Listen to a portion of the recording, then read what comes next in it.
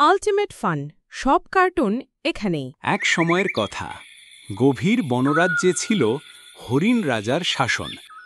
বনভোজন, ন্যায়বিচার আর শান্তিতে চলছিল সবকিছু। একদিন সকালে বনরাজার ঘুম ভাঙে এক ভয়ানক খবরে। আমার রাজমুকুট নেই, এটা কি করে সম্ভব? এই রাজমুকুট আমার পূর্বপুরুষদের স্মৃতি। এই মুকুট ছাড়া আমি সিংহাসনে বসবো কিভাবে? উজির কচ্ছপ, কোথায় তুমি? তাড়াতাড়ি এসো। কি হয়েছে মহারাজ, এত জরুরি তলব? উজির কচ্ছপ, আমার রাজমুকুট খুঁজে পাওয়া যাচ্ছে না। এত সৈন্য পাহারা থাকতে আমার মুকুট হারালো কিভাবে? মহারাজ, কেউ হয়তো গভীর ষড়যন্ত্র করছে। আমাদের টিয়া গোয়েন্দাকে ডাকা হোক। আমাকে ডেকেছেন মহারাজ? হ্যাঁ, টিয়া গোয়েন্দা, আমার মুকুট চুরি হয়েছে। তোমাকে মুকুটটি বের করে দিতে হবে। ঠিক আছে মহারাজ, আমি এখনই অনুসন্ধানে যাচ্ছি। গোয়েন্দা টিয়া অনেক খোঁজ করার পর আবার রাজার কাছে গেল। এসেছো টিয়া? আমার মুকুটের কোনো সন্ধান পেলে? আমি খোঁজ করে দেখেছি, রাতের অন্ধকারে এক সাদা ছায়া মুকুট নিয়ে পালিয়ে গেছে। তবে ছায়ার নিচে কিছু পাতার গন্ধ ছিল। গন্ধটা একদম শিয়াল শিলুর মতো। আমি জানতাম এটা শিয়ালেরই কাজ। ওর চোখ সবসময় রাজমুকুটে ছিল। শিয়াল শিলুকে ধরলেই হারানো মুকুট পাওয়া যাবে। শিয়াল শিলুকে ডেকে আনা হয় রাজসভায়, কিন্তু সে মুকুট চুরির ব্যাপারে অস্বীকার করে। মহারাজ, আমাকে ফাঁসানো হচ্ছে। আমি তো রাতে নিজের গুহায় ছিলাম।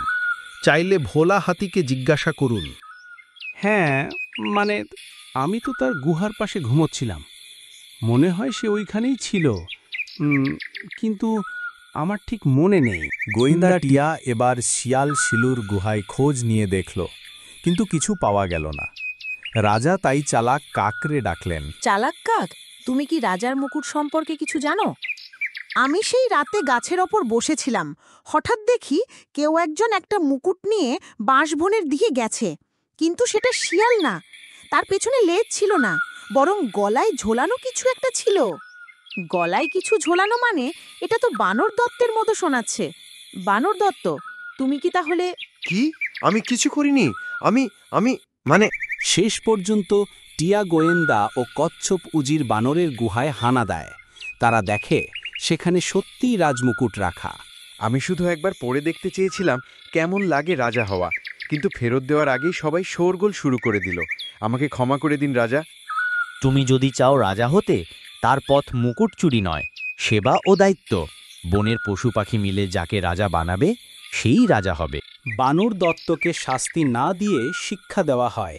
রাজা ঘোষণা দেন সবাই মিলে বনদিবস পালন করবে। এই বন আমাদের সবার। যে সৎ, সেবক আর বন্ধুত্ব ভালোবাসে, সেখানেই সে রাজা। সবাই ভালো থাকবেন। আবার দেখা হবে নতুন কোনো গল্প নিয়ে। কার্টুনটি ভালো লাগলে অবশ্যই লাইক, কমেন্ট, সাবস্ক্রাইব করতে ভুলবেন না।